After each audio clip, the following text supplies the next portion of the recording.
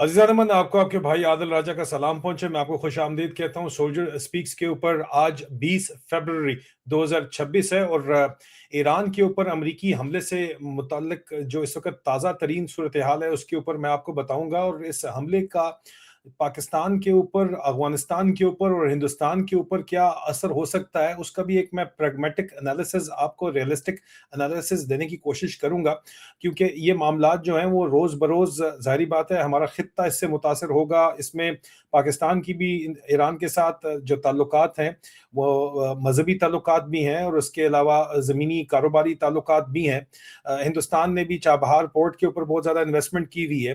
पाकिस्तान ने अफगानिस्तान का जब रास्ता बंद किया है तो उसकी वजह से ज़ाहिरी बात है कि अफगानिस्तान जो है वो लैंड लॉक कंट्री है। उसका दारोमदार इस वक्त, उसकी जो तजारत है वो ज़्यादातर ईरान के ऊपर है। पाकिस्तान के अलावा वो रास्ते और भी बहुत से खोल रहे हैं, बराह रास्त चाइना के साथ भी वो अपना रास्ता खोल रहे हैं, लेकिन सबसे करीबी रास्ता उनको ईरान का पड़ता है, अरेबियन सी तक, जिसके ज़रिए उनकी तजारत चल रही है।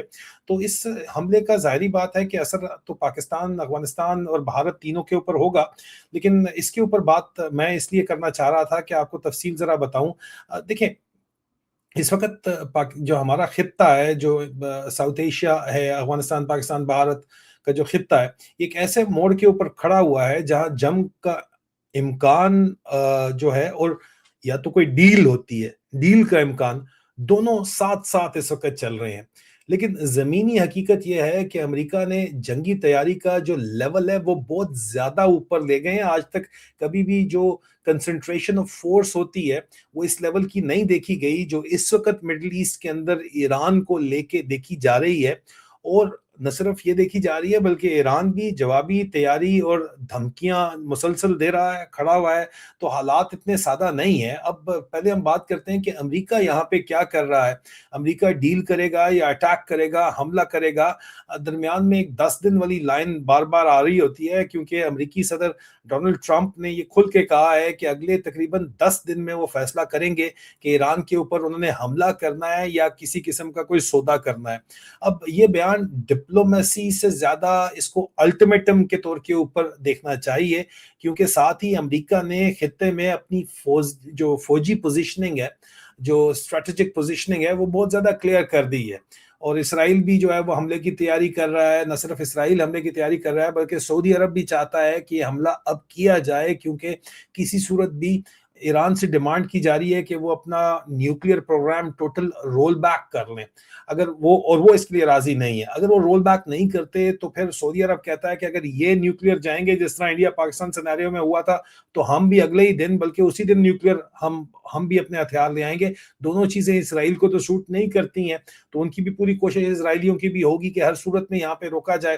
पाकिस्तान का इस वक्त जो है कमांड इंफ्रास्ट्रक्चर, जो जबरदस्ती काबिज हुक्मरान है, वो भी वाशिंगटन डीसी के अंदर मौजूद हैं। ऑर्डर्स तो वो वहीं से लेंगे, जो भी वो लेंगे। इंडियंस वहां पे नहीं बैठे हुए, अफगान वहां पे नहीं बैठे हुए, लेकिन पाकिस्तानी बैठे हुए बूट पॉलिश करने के लिए। लेकिन वो मौजूद जरा फर्क है, उसके ऊपर कल मैं बात तफसील के अंदर कर चुका हूं। यहाँ पे जरा टॉपिक के ऊपर रहते हैं।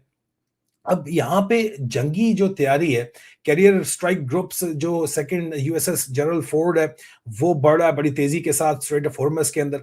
ईरान कहता है कि मैं स्ट्रेट ऑफ हॉर्मस ब्लॉक कर दूंगा, मतलब ग्लोबल इकोनॉमी चोक कर दूंगा, ये ईरान जो है वो दावा कर रहा है। तो ईरान की बैलिस्टिक मिसाइल्स जो हैं वो उनकी स्ट्रेंथ है और उसको सबसे पहले निशाना अमेरिका बनाएगा, इसमें तो कोई शक नहीं है। लेकिन यहाँ पे वाज़े तौर के ऊपर ये चीज क्लियर होनी चाहिए कि जो पहला कैरियर स्ट्राइक ग्रुप वहां पे साउथ चाइना सी से निकाल के वहां पे ले जाया गया था स्ट्रेट ऑफ हॉर्मस के अंदर, जिसके अंदर यूएसएस अब्राहम लिंकन मौजूद था, वो भी अभी विसिनिटी के अंदर खुफिया मौजूद है, जो वापस यहाँ पे जा सकता है, ये दावा किया जा रहा है। अनऑफिशियल चैनल्स जो हैं ये दावा कर रहे हैं। ऑफिशियल चैनल्स, मीडिया रिपोर्ट्स के मुताबिक अमेरिका के खित्ते में एयर और नेवल जो इस वक्त एसेट्स हैं वो बड़ी तेजी के साथ बढ़ रहे हैं, जिनमें कैरियर स्ट्राइक ग्रुप्स और मजीद जो इसमें डिप्लॉयमेंट है उसकी वो बात कर रहे हैं। यानी पैगाम बड़ा क्लियर है कि अगर मुज़ाकरात नाकाम हो गए तो फौजी ऑप्शन ही अवेलेबल है। और मुज़ाकरात जो है वो इस चीज़ के ऊपर है कि ईरान अपना जौहरी हथियार, किसी जमहूरियत की कोई कहानी नहीं है यहाँ पे। मुल्कों के आपस के अंदर जो तल्लुकात होते हैं वो मफादात के ऊपर होते हैं, और मफाद यहाँ पे बैलेंस ऑफ पावर मेंटेन करने का, और बैलेंस ऑफ पावर मेंटेन रह ही नहीं सकता अगर ईरान न्यूक्लियर चला जाता है। तो ये कहानी है यहाँ पे सारी की सारी। यहाँ पे मुज़ाकरात जो हो रहे हैं उनके ऊपर आ जाएं तो वो मुज़ाकरात ओमान के अंदर हो रहे हैं और जेनेवा के अंदर हो रहे हैं। बात तो हो रही है लेकिन उस बात के अंदर किसी किस्म का एतमाद नजर नहीं आता। इधर ईरान और अमेरिका के दरमियान इनडायरेक्ट मुज़ाकरात हुए, ठीक है, ओमान में भी, और उसके बाद अगले राउंड की बात तो चल रही है। ईरान ने कहा जी कि बहुत अच्छा आगाज हुआ है हमारा, मगर साथ ही अदम एतमाद का भी वाज़े इजहार कर दिया कि हम यकीन नहीं करते इनके ऊपर। तो ये कॉन्ट्रडिक्शन है बड़ी विजिबल, जो बता रही है कि ईरान के ऊपर अटैक हो सकता है। अमरीकी साइड के ऊपर भी ये तासुर है कि ब्रेक थ्रू ईरान और अमेरिका की टॉक्स में आसान नहीं, क्योंकि जो मांगा जा रहा है ईरान से वो हमने आपको बता दिया, वो देने के लिए तैयार नहीं है। वो उसको अपनी एग्जिस्टेंशियल थ्रेट उसको समझते हैं। यही वजह है कि डिप्लोमेसी के साथ साथ जंगी तैयारियां वाजे तौर के ऊपर चल रही हैं।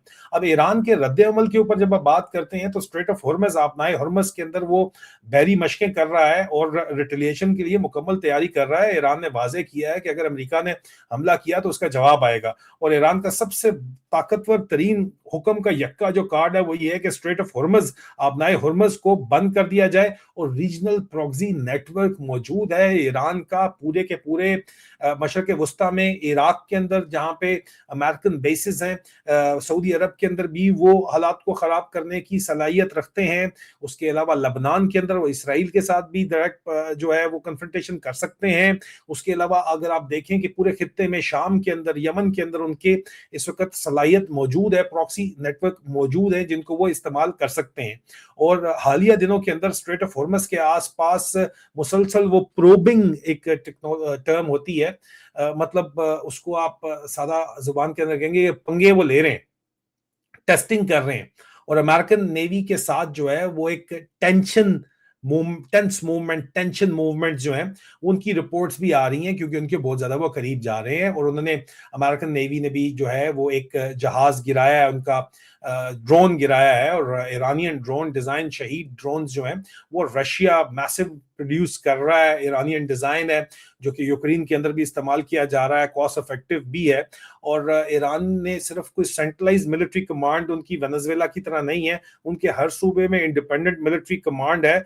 तो वो लॉन्ग टर्म भी लड़ तो सकते हैं, रेजिस्टेंस तो कर सकते हैं। और ये सिर्फ, लेकिन प्रॉब्लम ये है कि सिर्फ फौजी मामला नहीं है, ये मुआशी मामला भी है, इकोनॉमिक इशू भी है। क्योंकि स्ट्रेट ऑफ हॉर्मज के अंदर अगर कोई भी मसला होगा तो बहरान जो है वो आलमी होगा। और अगर $100 तक ये मेंटेन कर लेते हैं, फिर तो मेरे जो इस वक्त एनालिसिस है, जो इंडिपेंडेंट एनालिस्ट कहते हैं, वो भी यही कहते हैं कि फिर तो अमेरिका को सूट करता है, ठीक है, जंग भी सूट करती है, $100 से अंदर वो बैरल रखते हैं। तो वेनेजुएला में जो उन्होंने एसेट्स उठाए हैं इस वक्त, वेनेजुएला में जो उनकी डेवलपमेंट्स हैं, वहां पे बिलियंस ऑफ डॉलर की इन्वेस्टमेंट अमेरिकन ऑयल मेजर्स ने जो करनी है वो फिजिबल हो जाता है, वहां पे वो ये काम कर सकते हैं। लेकिन ये जब जंग शुरू होती है तो कंट्रोल से बाहर निकल जाती है, उससे ऊपर अगर जाएगा तो यूएस इकोनॉमी सबसे पहले हिट होती है यहाँ पे। अब असल जो मामला है उसके ऊपर आते हैं कि इस जंग का जो डायरेक्ट बराह रास्त असर है वो अफगानिस्तान के ऊपर, हिंदुस्तान के ऊपर, भारत के ऊपर और पाकिस्तान के ऊपर क्या होगा। सबसे पहले अफगानिस्तान की बात कर लेते हैं। अफगानिस्तान के ऊपर इस वक्त जाहिर बात है कि सिक्योरिटी और इकोनॉमी का जो मईशत का जो है वो दबाव मौजूद है। अगर ईरान और अमेरिका में कशीदगी जंग में बदलती है तो अफगानिस्तान के ऊपर 3 फौरी असरात आपको होते हुए नजर आएंगे। सबसे पहले रेफ्यूजीज जो है वो सरहदी दबाव, ईरान से लोग अफगानिस्तान के अंदर आएंगे अगर अटैक बहुत ज्यादा होता है। ईरान से अफगान महाजरीन की वापसी भी शुरू हो सकती है, एक नई लहर जो है वो आएगी। पाकिस्तान ने जबरदस्ती धकेला है इस वक्त अफगानिस्तान के अंदर, ये समझ के अफगानिस्तान उनको संभाल नहीं सकेगा, लेकिन बहरहाल वो तो उन्होंने संभाल लिया मामला अफगानिस्तान के लिए। लेकिन एक और बोझ होगा कि जब ईरान से लोग आएंगे तो उनको भी उनको रेफ्यूजीज को संभालना पड़ेगा। उसके अलावा बात ये कहा जाता है कि यहाँ पे जंग के अंदर जब जंग शुरू होती है तो सरहदी इलाकों के अंदर फिर इंसर्जेंसी, स्मगलिंग और मिलिटेंसी बहुत ज्यादा बढ़ जाती है। और इसका फायदा गैर रियासती अनासर उठाते हैं। अफगानिस्तान की हुकूमत को इस वक्त पाकिस्तान की जो इस्टेब्लिशमेंट है वो भी रजीम चेंज ऑपरेशन वहां पे करना चाहती है। और ईरान के ऊपर हमला अगर अमेरिका करता है तो उसका फायदा पाकिस्तान की फौजी इस्टेब्लिशमेंट जो इस वक्त वॉशिंगटन डीसी के अंदर मौजूद है वो अफगानिस्तान को निशाना बनाने के लिए कार्रवाई वहां पे डाल सकती है, प्रॉक्सी एलिमेंट्स को इन्फिल्ट्रेट करवा सकती है अफगानिस्तान में, इसमें कोई शक नहीं है। और अफगान इस्लामी अफगानिस्तान की जो हुकूमत की पोजीशन है, उसके अंदर जो है वो तालिबान को एक तरफ जो है वो ईरान के साथ बॉर्डर और दूसरी तरफ अमेरिका के रीजनल प्रेशर के बीच एक बैलेंस मेंटेन रखना पड़ेगा। और यही जगह सबसे ज्यादा उनके लिए मुश्किल होगी कि क्या वो ये बैलेंस मेंटेन रख पाएंगे। पाकिस्तान की फौजी स्टैब्लिशमेंट तो चाहेगी कि ये बैलेंस ना मेंटेन रख पाए, ताकि इनको मौका मिले अफगानिस्तान में रजीम चेंज के आगे जाने का। अब इसके आगे बात करते हैं, लेकिन it is the balance maintain करना सबसे ज्यादा इंपॉर्टेंट उनके लिए होगा, अफगानिस्तान के लिए जो सबसे मुश्किल काम होगा। फिर भारत के ऊपर जब आप बात करते हैं तो भारत बजायर तो जो है वो इस जंग से दूर रहेगा, उनका रीजनली वो वहां से दूर है, लेकिन हकीकत में बहरहाल भारत बराह रास्त मुतासर होगा। तेल की कीमतों का उनके ऊपर असर पड़ेगा। भारत तेल का बहुत बड़ा जो है वो इंपोर्टर है। स्ट्रेट ऑफ हॉर्मस में अगर झटका लगेगा और प्राइसेस ऊपर जाएंगी तो बराह रास्त महंगाई और करंट अकाउंट के ऊपर जो है वो इंडिया के असर आएगा। और इस वक्त भारत ने जो है वो फाइटर जेट्स का सौदा अमेरिका के साथ ट्रेड डील तो कर ली है, लेकिन फाइटर जेट का सौदा वहां पे नहीं किया, इसलिए सदर ट्रंप हर दूसरे दिन राफेल जेट गिरने की तादाद बढ़ा देते हैं। वो तो खैर जो भी जगह अपने ऊपर मौजूद है, लेकिन ये इशू बहरहाल एक सीरियस इशू है कि इसके अलावा चाबहार और जो रीजनल कनेक्टिविटी है जो भारत इस्तेमाल कर रहा है, मतलब अफगानिस्तान के भी जो बहरी रास्ता है वो चाबहार का यूज किया जा रहा है लिंकेज के लिए। तो ईरान के साथ जो इंडियन प्रोजेक्ट्स इस वक्त हैं और जो रूट्स हैं वो अंडर प्रेशर आएंगे, इसमें कोई शक नहीं है। और तीसरा, जो खलीज के अंदर, गल्फ के अंदर जो भारतीय डायस्पोरा है, वो इस रीजन में जब जंग बढ़ती है तो शहरियों की सिक्योरिटी और रेमिटेंस अफेक्ट करती है। ठीक है, इसी वजह से एक्विजिशन इश्यूज जो हैं वो मजीद बढ़ते हैं। और भारत मुमकिन तौर के ऊपर चाहेगा कि ईरान के साथ जंग न बढ़े, मगर साथ ही वो अमेरिका के साथ स्ट्रेटेजिक अलायंस के अंदर भी मौजूद है और वो उस अलायंस को, स्ट्रेटेजिक लाइन को खराब नहीं करना चाहेगा। और यही मेरे ख्याल में भारत की जो सफारतकारी है, उनकी डिप्लोमेसी का एक बहुत बड़ा इम्तिहान होगा। ये उनके ऊपर सबसे बड़ा इंपैक्ट होने जा रहा है। और आखिर में पाकिस्तान के ऊपर क्या असरात होंगी? देखें, पाकिस्तान इस जंग के बिल्कुल साथ जुड़ के बैठा हुआ है और सबसे ज्यादा असरात इस जंग के जो हैं वो हसास असरात पाकिस्तान के ऊपर होंगे। एक तो इकोनॉमिक झटका लगेगा ही लगेगा पाकिस्तान को। जो इस वक्त पाकिस्तान ऑयल स्मगलिंग कर रहा है या इंपोर्ट कर रहा है, ऑयल और डॉलर दोनों को शदीद तरीन झटका पाकिस्तान को लगेगा।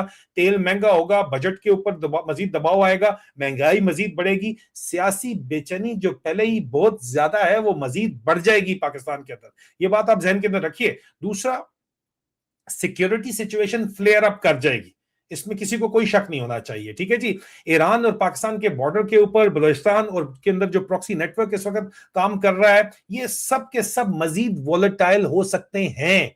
बलूचिस्तान का जिक्र अमरीकी वजारत खारजा, वजीर खारजा मार्को रूबियो ने भी किया है। और बलूचिस्तान आधा ईरान के अंदर है तो आधा पाकिस्तान के अंदर भी है, उसका भी इन लोगों ने जिक्र किया है। ठीक है, लेकिन जो उससे भी बड़ा इशू है वो फिरका वारियत का इशू है, सेक्टेरियन जो इशू है वो डेंजरस इशू है, बहुत बड़ा खतरनाक इशू है। ईरान का मामला पाकिस्तान में हमेशा जो है वो फिरका वाराना टेम्परेचर के साथ जो है मापा जाता है, और फिरका वाराना जो टेम्परेचर है उसको मुतासर करता है। इस्लामाबाद के अंदर हाल ही के अंदर इस वक्त इमाम बारगाह के अंदर धमाका भी हुआ है और हालात मजीद खराब हो सकते हैं, और जंग के दिनों में ये मजीद मामला हसास हो जाएगा। ये बात भी जहन के अंदर आप रखिए। ठीक है, और यहाँ पे सबसे बड़ा जो पाकिस्तान के लिए एक सिफारती बैलेंस है कि आसिम मुनीर का ससुराल ईरान कंसिडर किया जाता है। हालांकि उसने आर्मी चीफ बनने से पहले अपनी फैमिली का तमाम ट्रेवल रिकॉर्ड वाइप करवाया है ईरान जाने का, लेकिन तलकात तो उनके खमनाई फैमिली के साथ अब भी बराह रास्त उनके ससुराल के हैं।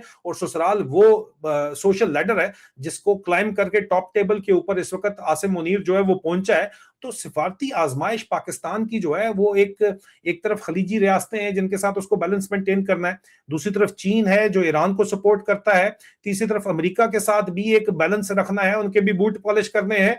और ये बैलेंस अगर किसी भी जगह के ऊपर गलत हुआ तो कीमत पाकिस्तान के अवाम को अदा करनी पड़ेगी, जो इस वक्त पाकिस्तान की अवाम अदा कर रही है।